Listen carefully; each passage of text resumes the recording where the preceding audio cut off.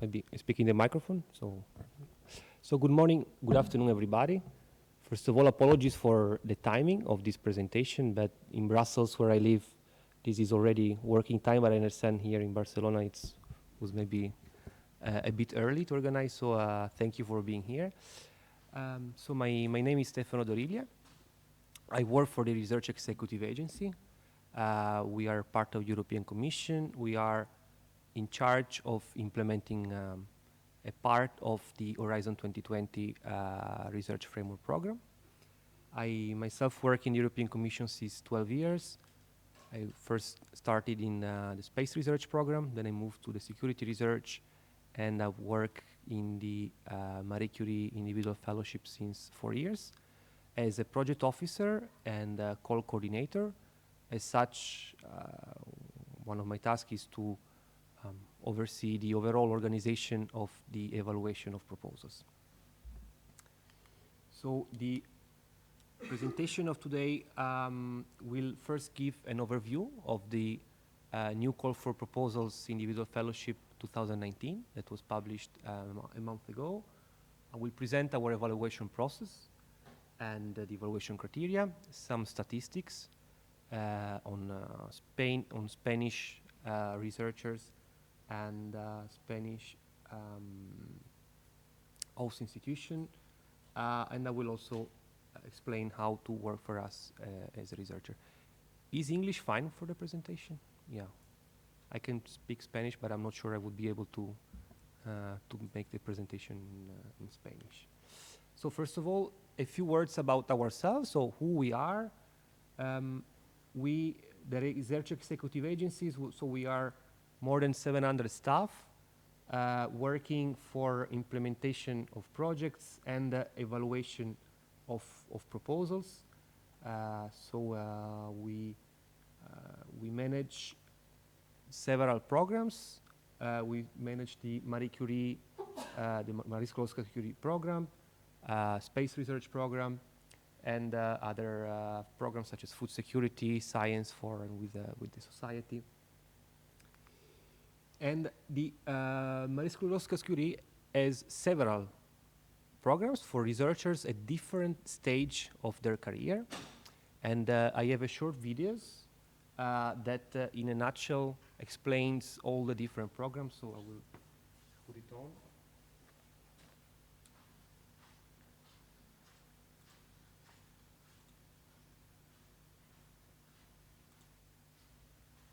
This is Marie, a young and promising researcher. Her passion for science has led to an exciting career in scientific research. For someone like Marie, the Marie Skłodowska-Curie actions offer career opportunities to work abroad, attractive work packages, and training opportunities across the world to work for both public and private employers. A kind of Erasmus for researchers, but with a full salary. Can benefit from the Marie Skłodowska-Curie actions throughout her entire career. The actions also support researchers' families, meaning Marie can lead a successful career while continuing to enjoy a happy family life, thanks to the attractive employment conditions offered. Through the MSCA, Marie can either work for a research institution, a university, or join the private sector. So why not work for an SME? This way she can bring the results of her research project to the market in the form of a concrete product or service. Let's have a look at the specific Marie Skłodowska-Curie actions. At the beginning of her career, she enrolls in a PhD abroad within an innovative training network. This network offers a unique mix of innovative research and entrepreneurial training, ensuring wider career perspectives. With her PhD degree, she can move to another country and join a prestigious research institution or company, thanks to an individual fellowship.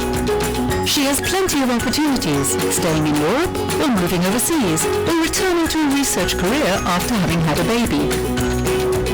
Marie's team is participating in a Research and Innovation Staff Exchange project. She and her team work with staff from various types of organizations, based in different places in Europe and beyond, on a joint project.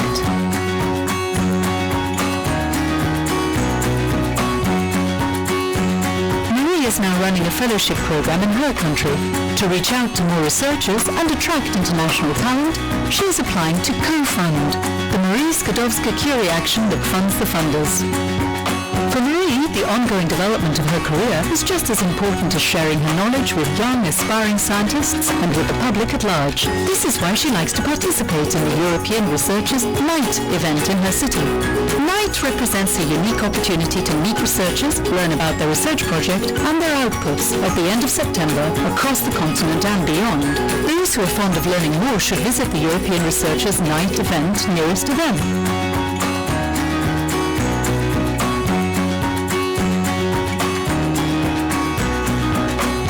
There is a Marie Skłodowska-Curie action for every stage of your research career.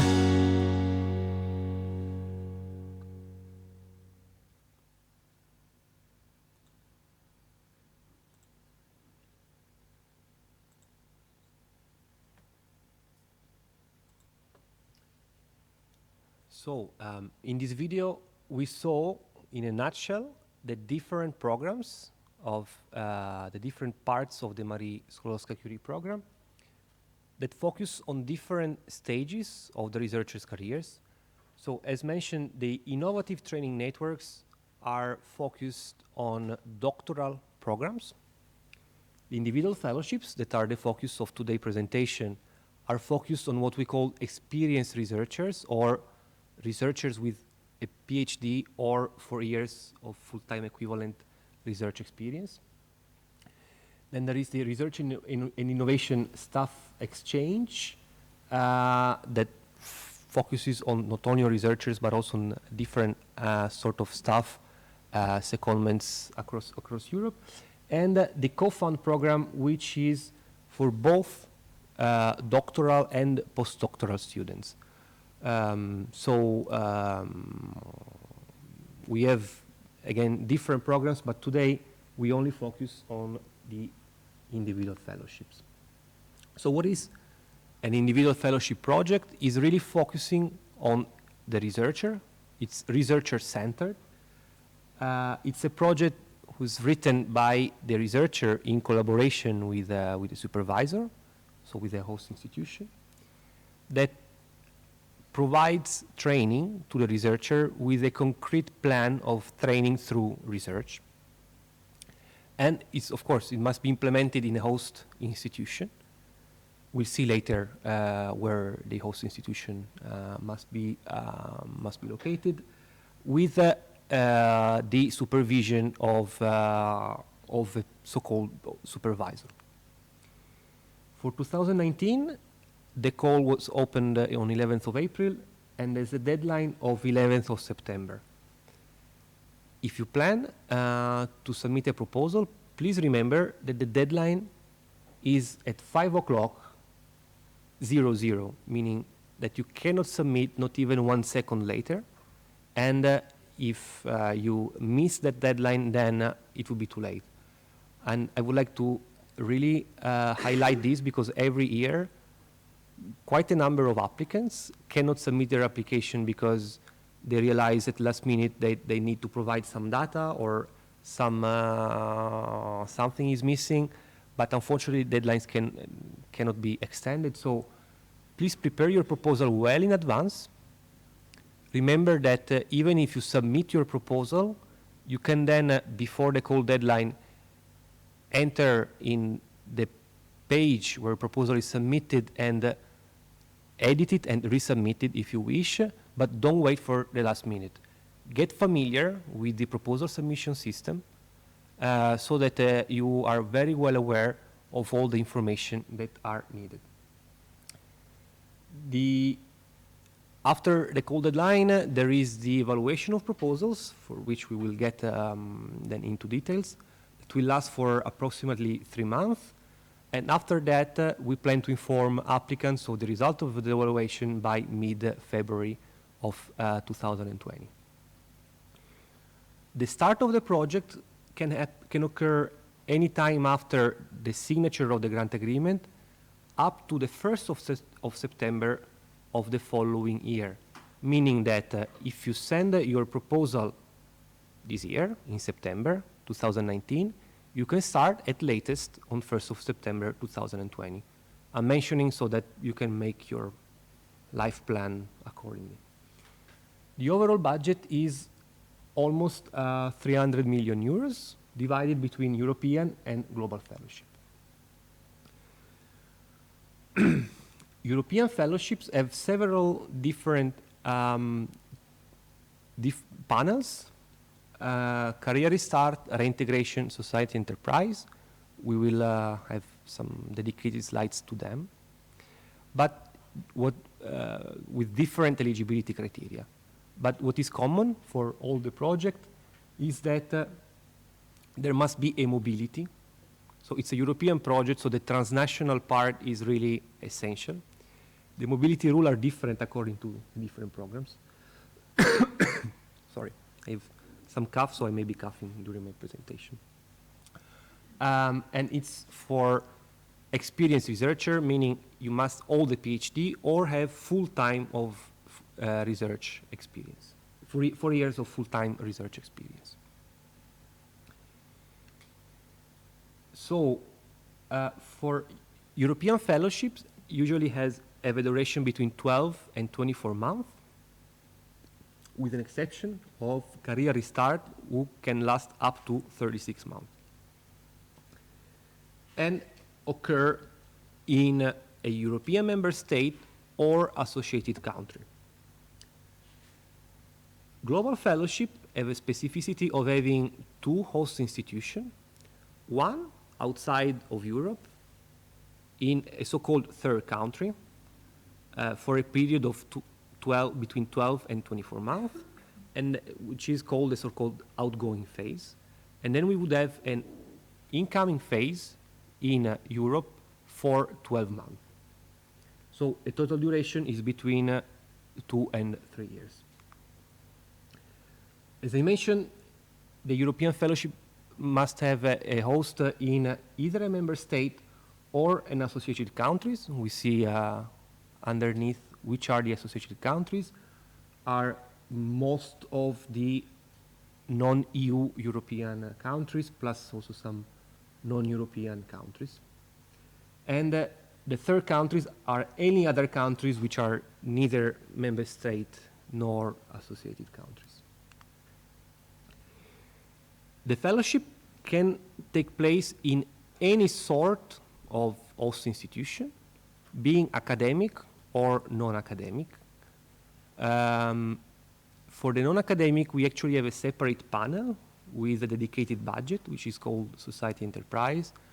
But what I would like to stress here is that it can occur anywhere. It must not be in a university or a research center as a CSIC, but can occur in any sort of organization.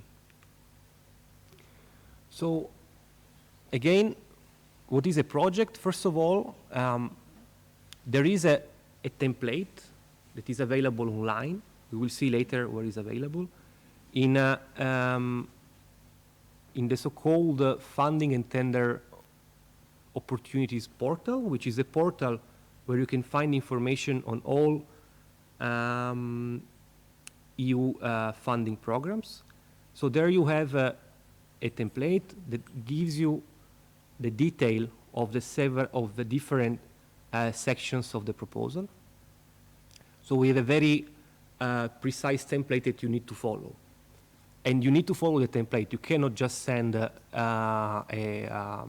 proposal according to your template. And you need to understand that the template of the proposal clearly reflects the evaluation criteria. So each part of the proposal will be scored accordingly. But in general, in the proposal, you need to show how you would carry out your research activities through by getting training in your host institution with a two-way transfer of knowledge from you to the host institution and the other way around. There can be secondments, meaning there can be periods of stay also in another institution located in a European country. And secondments can occur in any type of organization.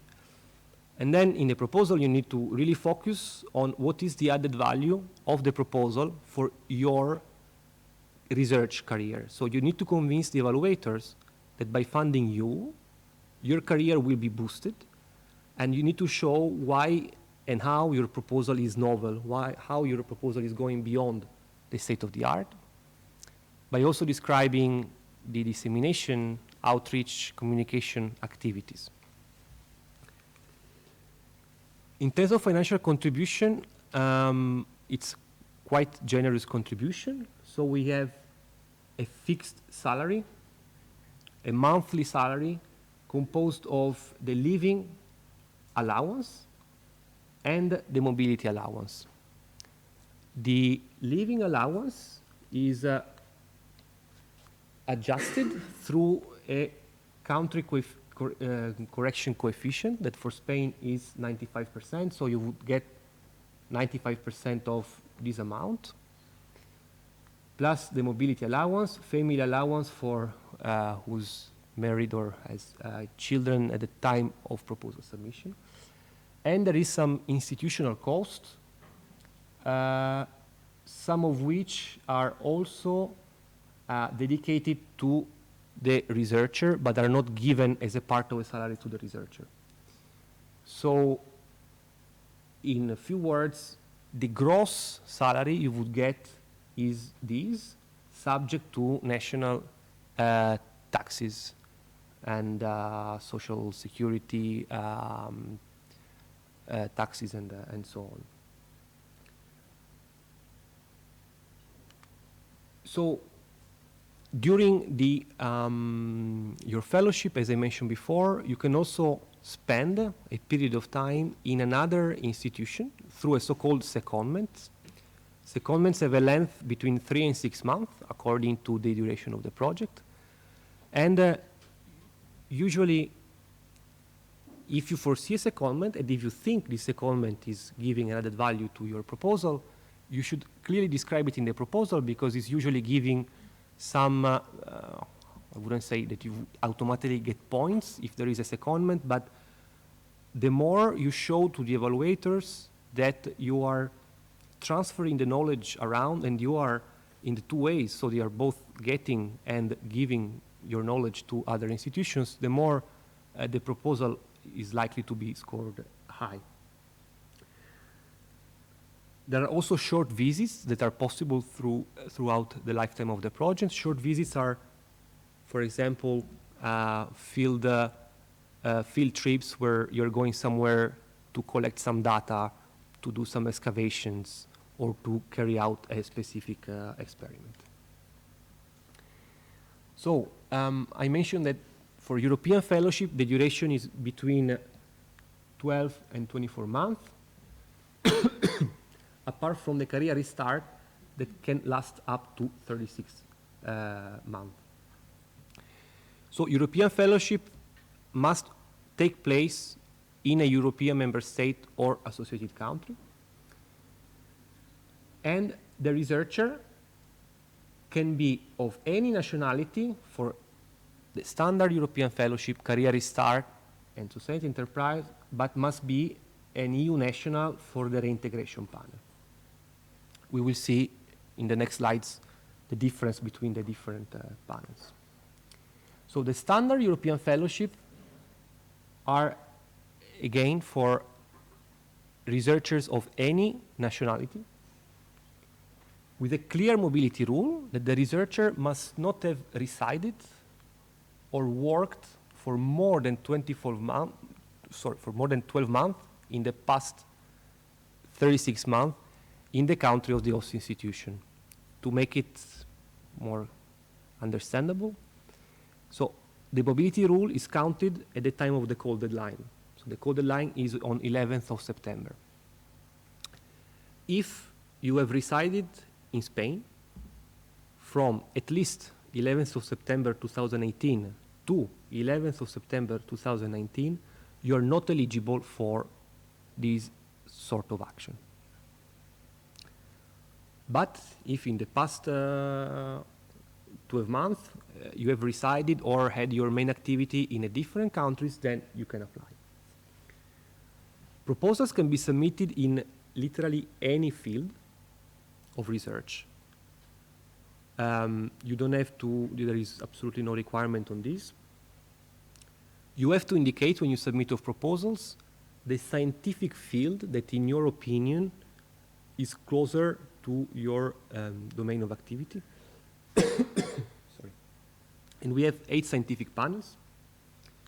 We have chemistry, social sciences, humanities, economics, engineering, environment, life sciences, mathematics, and physics. Sorry. The Career Restart panel has, first of all, a more relaxed mobility rule, because you must not have resided or carried out your main activity for more than 36 months in the past 5 years. But there is a clear eligibility criterion. You must not have been active in research for at least 1 year in the last 1.5 years. Not active in research through a contract or a fellowship. What does it mean?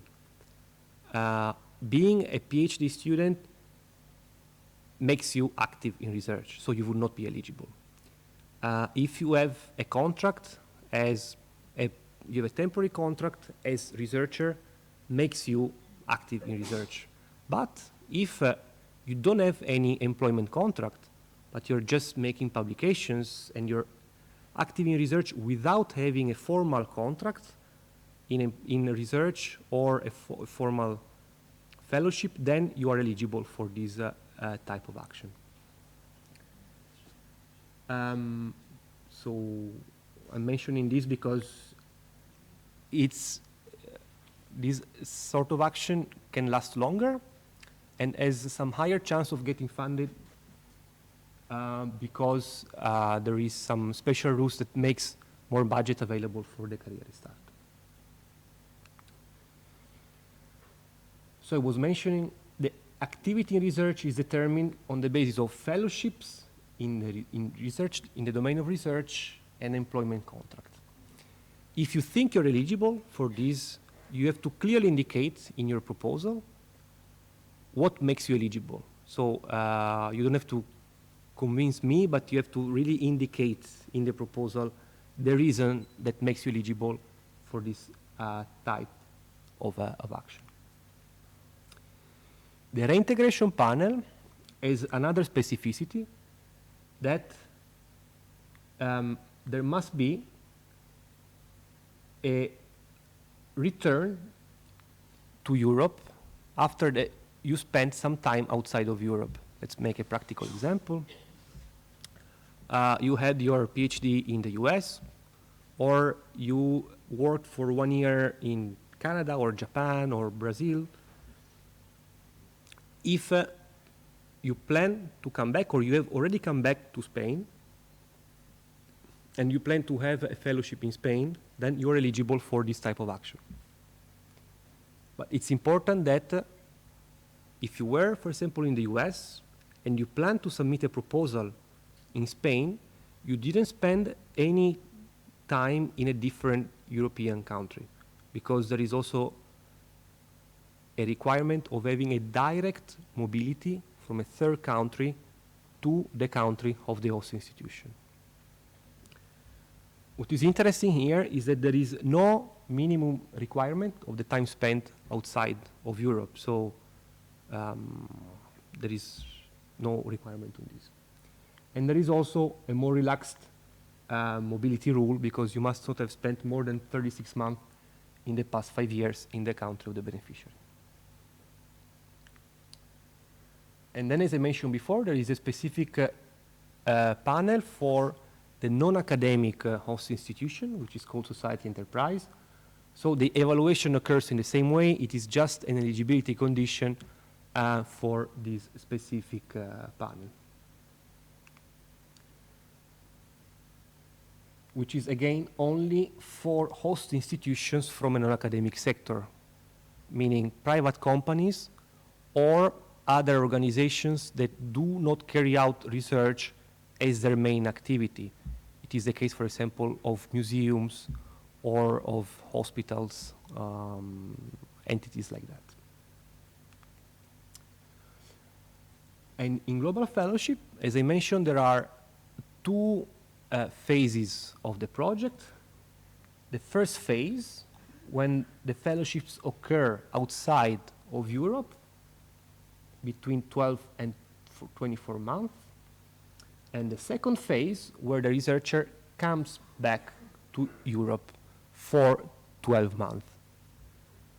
Here, the mobility rule is towards the third country, meaning you spent all your life in Spain, you want to go to the US and come back to Spain, that's fine. You can apply for this.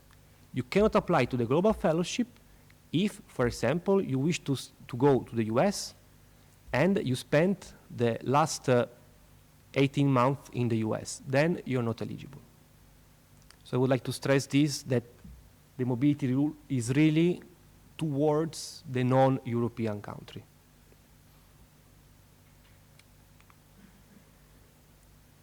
So the duration is between 24 and 36 months. So otherwise, the evaluation rules and procedures are the same for all the projects. These are just the eligibility conditions to be able to apply to these different programs. The partner organization in the third countries is only needs to be indicated in the proposal. And there is a very important requirement that this partner organization must provide a so-called letter of commitment that must be in the proposal. There is no fixed template for this. It is just a letter from the host in the third countries that shows the commitment of that organization to be involved in the proposal. And I would like to underline that without this letter in the proposal would be declared ineligible. So it's really essential that this letter is included in the proposal.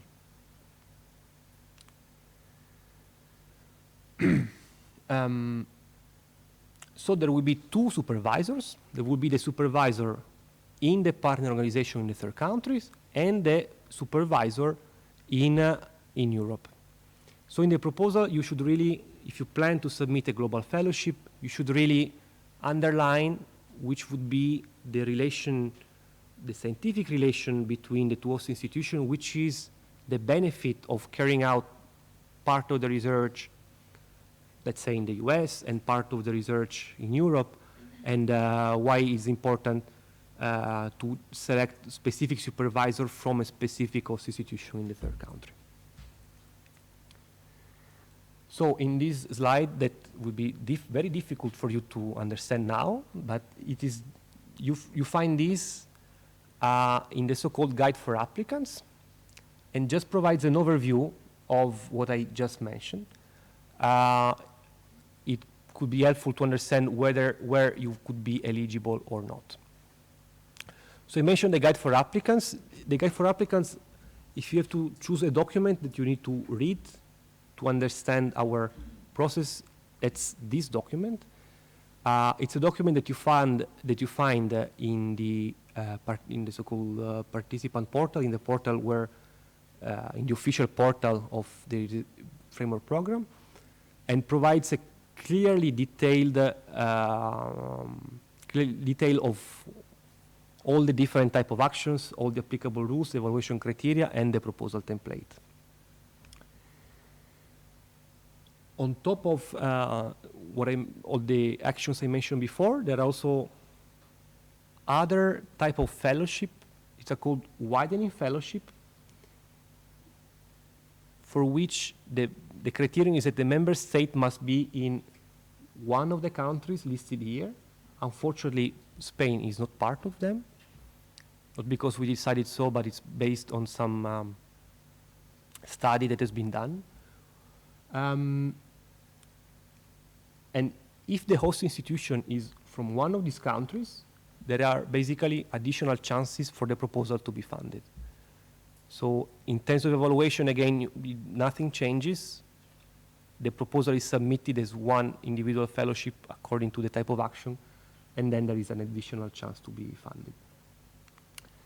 And from last year, for the fellows who get funding, there is also some additional grant if there is some special needs in terms of physical or mental impairments. So, but this is only for fellows who already have an active Marie Curie grant. Now, before passing to the second part, I just take some water.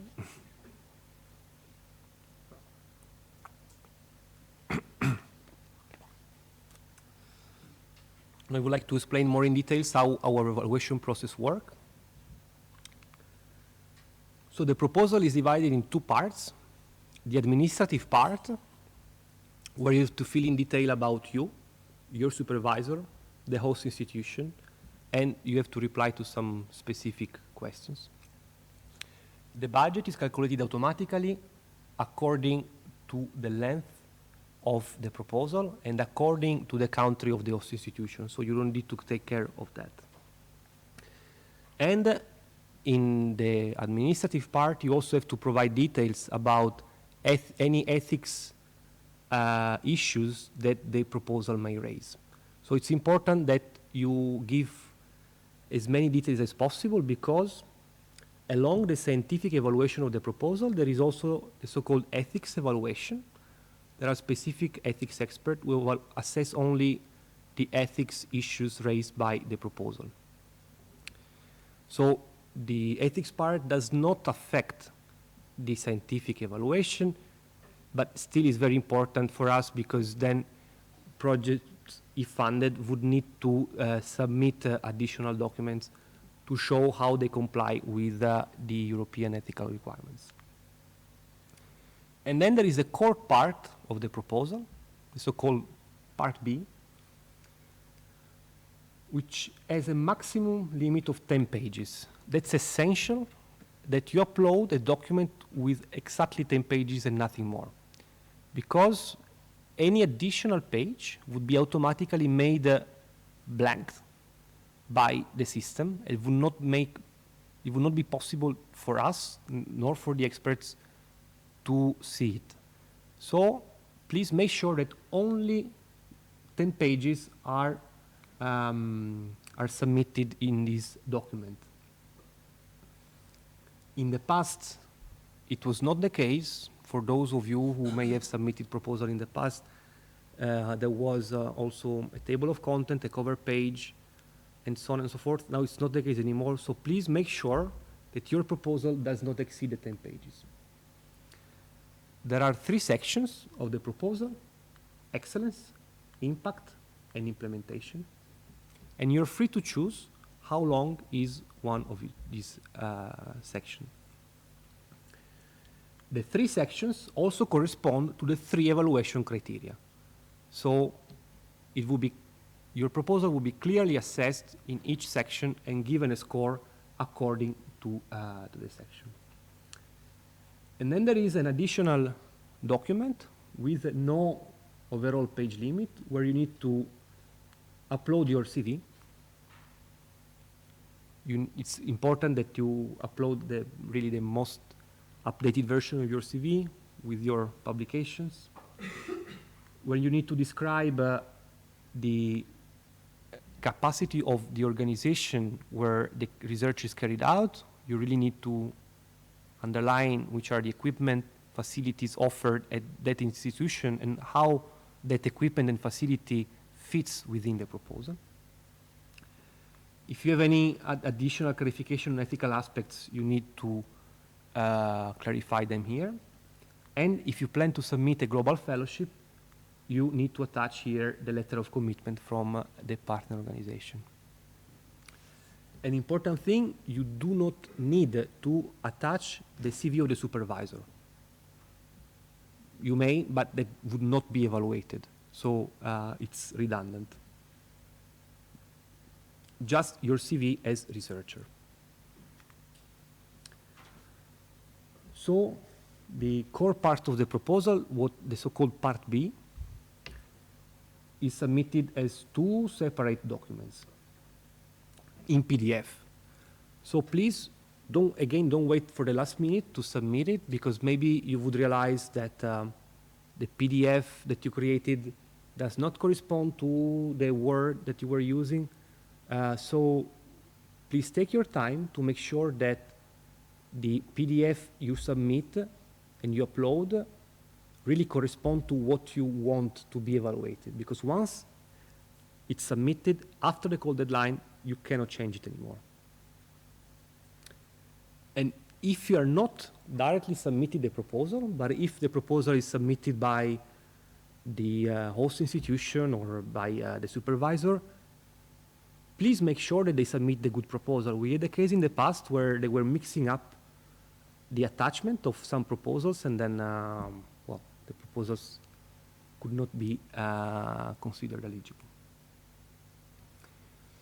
Another important step that you need to do when you submit a proposal is to choose some keywords, we call descriptors, that in your opinion better describe the field of your proposal. There is a list of descriptors that you can find in the guide for applicants, and you can also find in the proposal submission system. And it's important that you choose the best descriptor, because these are used for the pre-allocation that we do of proposals to the experts that evaluate your proposals. So it's important for this process, because then each allocation of proposals to experts will be revised by some senior experts that we call vice chairs, but it's still very important that you take sufficient time to select the best keywords that, in your opinion, describe your proposal. So the evaluation process is a huge process, which involves literally thousands of experts. To give you an idea, in 2018, we involved 3,200 evaluators, 420 so-called vice chairs, 1 independent observer, and 150 ethics experts. So it makes approximately 4,000 experts. So it's a huge process, whereby the evaluators are those evaluating the proposals, and the vice chairs are supporting us in the monitoring the quality of the work done by the evaluators. They finalize the allocation of proposals to the evaluators and perform the quality checks on the reports by the evaluators. Just to give you an idea, so we have around 4,000 experts, and we are a team of around 50 project officers working on individual fellowships. So to have an overview of the evaluation process, after we receive proposals, we perform the so-called admissibility eligibility checks. So we check that the mobility rule is complied with. We check that if you submitted a proposal under the career restart panel, indeed you had a career break in research, and so on and so forth. Then the proposal is assigned to 3 experts that individually evaluate the proposal, and then discuss among themselves to reach consensus, and draft a so-called consensus report that then is on which there is some quality check that is done by the vice chair before the results are sent to the applicants. So you can see this process in a different way. So first, the 3 experts each draft an individual evaluation report. Then they discuss to reach consensus on the outcome to be given to applicants. And then the consensus report forms the basis of, forms the outcome of the scientific evaluation. As I mentioned, there are 3 evaluation criteria. Each evaluation criteria is divided in sub-criteria. And each of these sub-criteria corresponds to the sections of the proposal. If you go to the proposal template, you will have an explanation of what each of these subsections needs to include. I will not go into the details of all these because, again, there is a template of proposals that provides the detail of it. Each criterion is scored in points up to 5 with decimals, and then this is translated into a score through some mathematical formula because there is more weight that is given to the excellence part, 50%, 30% to impact, and 20% to the implementation. So the final total score is up to with a maximum of 100, so with decimal points. We will see under statistics what is approximately the score that you need to obtain in order for the proposal to be funded. Now with the statistics, let's have an overview of the outcome of the last call, 2018. So we received almost 10,000 proposals, and we funded 1,350 in the main list. So overall, the success rate was around 14–15%, with some considerable differences between the type of action. So, but it is, just to give you an idea, approximately you have 1 out of 6 or 7 chances to be funded if you submit a proposal. Something I didn't mention, it is possible to resubmit the proposal if you're not successful as many times as you want. This morning I met some of the fellows that are currently receiving a grant, and I could see that in most of their cases they were successful after the first submission, so that they could learn from the evaluation summary report how the proposal could be improved, and then they resubmit the proposal the next year, and then they maybe were successful.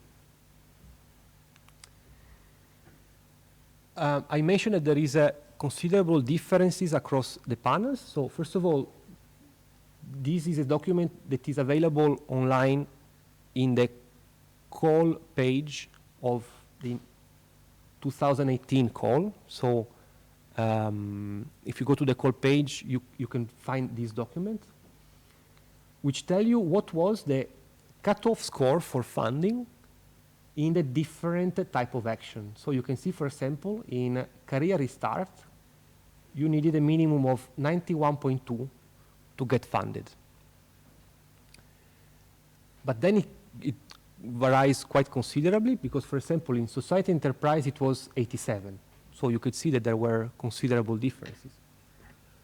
And then in the standard European fellowship, according to the scientific panel, there are considerable differences. For example, in economics, 89.4 was sufficient, while, for example, in mathematics, you needed 92.6.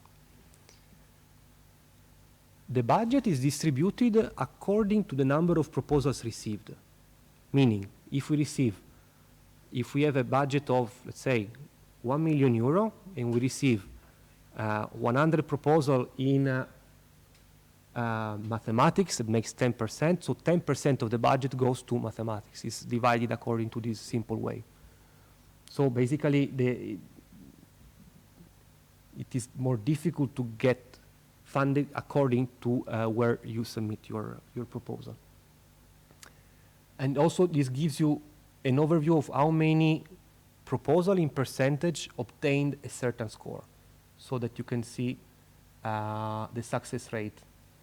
The success rate was quite higher for global fellowship because global fellowship had a dedicated budget, so the success rate was around 20% for global fellowship, with again differences across the scientific panels.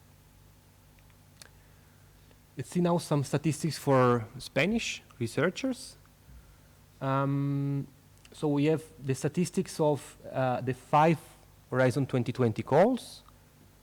The trend is going a bit up and down, so the only thing I could see clearly is that for standard European fellowship, there was a decrease in the past 3 years, while there was an increase for global fellowship.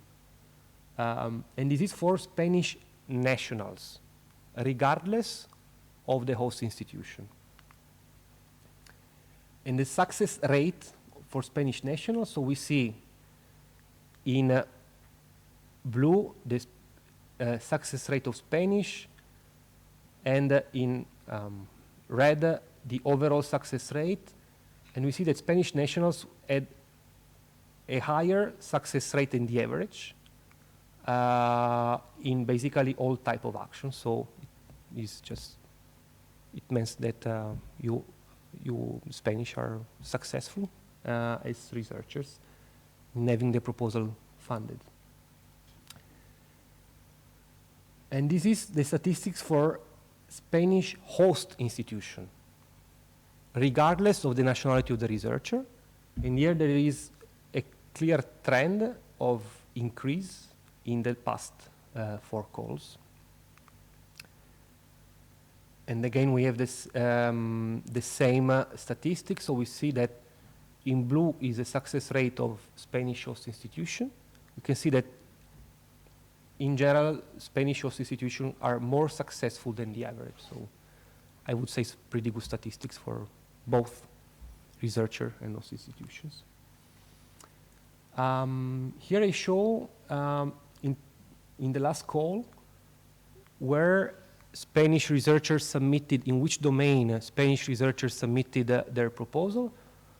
In which countries the host researchers wanted to go. So we can clearly see that almost half of the proposals were submitted with a Spanish host institution. So it shows that you clearly love your country, which I understand. And then followed by the UK. Before you ask the question, so far the UK is a European member state, so business as usual until we don't get any legal certainty that it's not the case anymore. As you well know, the whole Brexit discussion are still well ongoing, so we, in the last call, we evaluated proposals with UK host in exactly the same way. Quite actually, they were number 1 as usual of country receiving the grant. So business as usual until, again, there will be legal certainty that it will not be the case anymore. And even if you decide to go to the UK, you will be successful. You may be given the chance to change the host institution. So let's say that the grant may not be lost. I would just like to state this. But so far, again, the UK is a European member state, so absolutely there is no business go on as usual until any deal is clearly signed by the EU and the UK.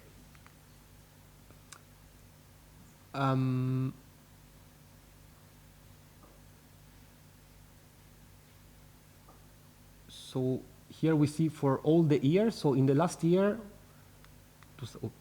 2018, we could see that half of the grant with Spanish researcher had Spain as a host institution, but overall, in the past 5 years, only 35%. It means that more and more Spanish are willing to go back to Spain, if we want to draw some conclusion.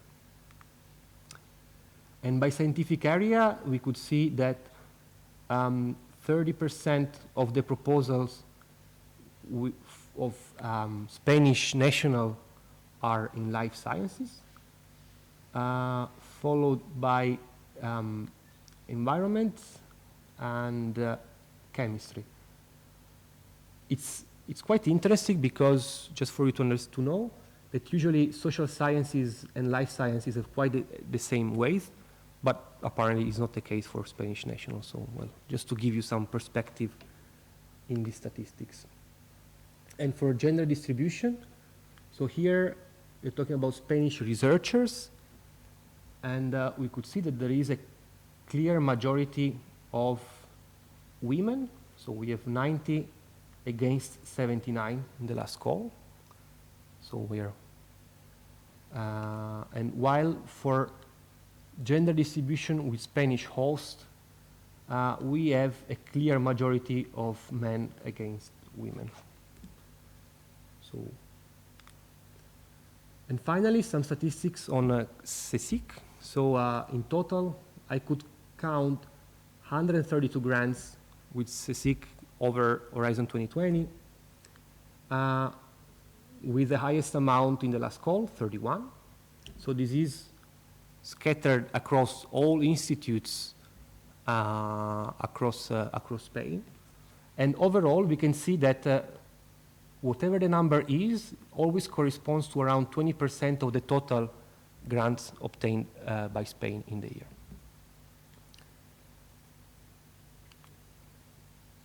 And finally, well, this slide is specifically for supervisors, if there are some supervisors in the room, or with some of you already have quite some experience in research.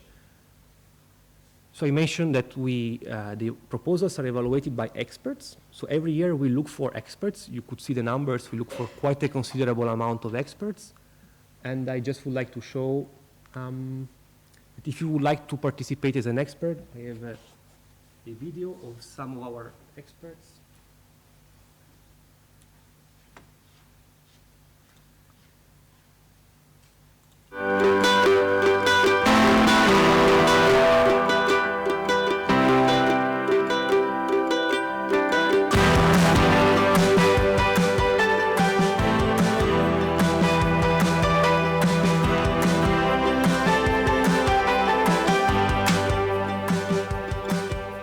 Kao i svaki puta do sada, biti član tima za evaluacije ovako prestižnih inovativnih projekata koji su namijenjeni tome da se naprave nove generacije znanstvenika u Europi koji će pomoći podržati našu privredu i konkurentnost ukupno je velika čast i izazov.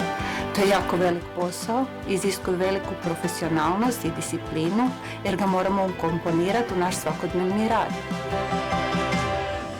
Minu jaoks on Euroopa Komisjonile eksperdiks olemise kasud need, et ma saan olla teaduse eesliini, õigemini näha seda, kuidas teaduse eesliini liigub, millised on tulevikusuunad, millised on teaduse rahastamise mehhanismid ja poliitikad ja kolmandaks, et ma saan kokku oma eriala tunnustatud kolleegidega keskkonnapaneelis, kellega koos me siis seda teadust hindame. The objectives of the proposal are very clearly described, realistic, measurable, and achievable. Continue to the next sub-criteria. Benefits of being an expert for the European Commission are numerous. Firstly, there is the technical aspect, and therefore it helps me keep up to date with the latest developments. Secondly, it also provides me great insight, mixing with experts in particular domains. And finally, I think it's a great opportunity to meet, socialize with people across Europe and beyond. Ponieważ jest to szczególnie ważne z punktu widzenia nowych krajów członkowskich w Unii Europejskiej. Liczba wniosków, które są składane przez te kraje z Europy Środkowo-Wschodniej jest ciągle bardzo mała. W związku z tym, jeżeli zaczniemy od tego, że będzie więcej ekspertów z krajów wschodniej i centralnej Europy, również z Polski, to później, mam nadzieję, że to przełoży też na liczbę wniosków, które będą składane.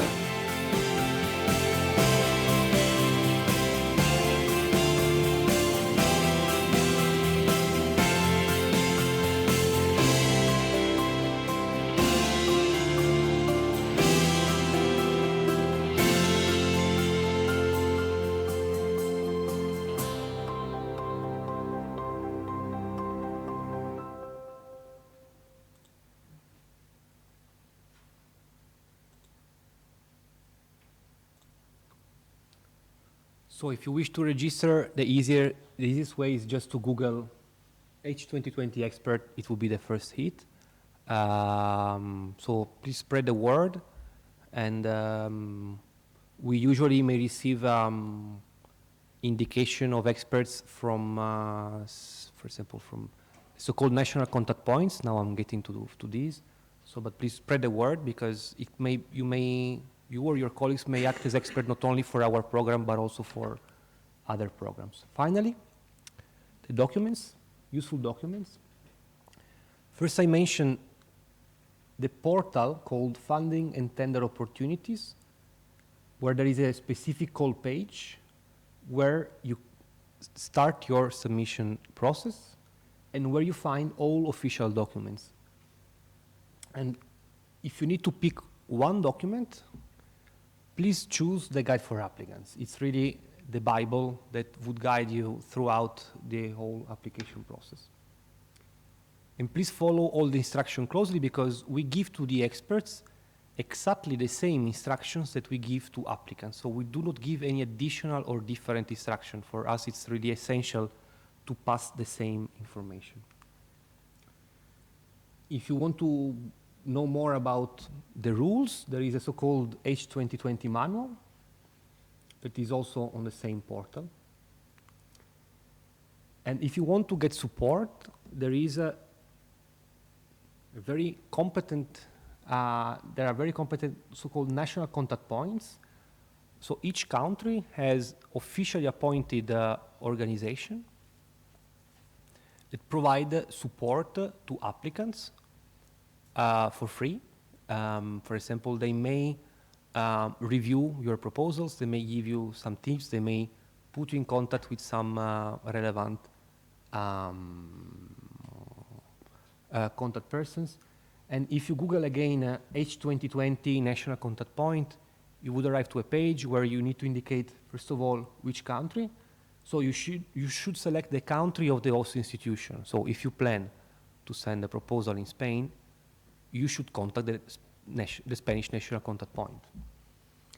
The function, so you choose Marie Sklodowska-Curie, and then we have 3 national contact points from Spain with their contact details. So I really invite you to contact them. The national contact points then together, they are part of a network of European national contact points that also draft some documents for you as applicant. So this is not an official EU document, but it's something that applicants always find useful, and is called the Individual Fellowship Handbook. So it's available online.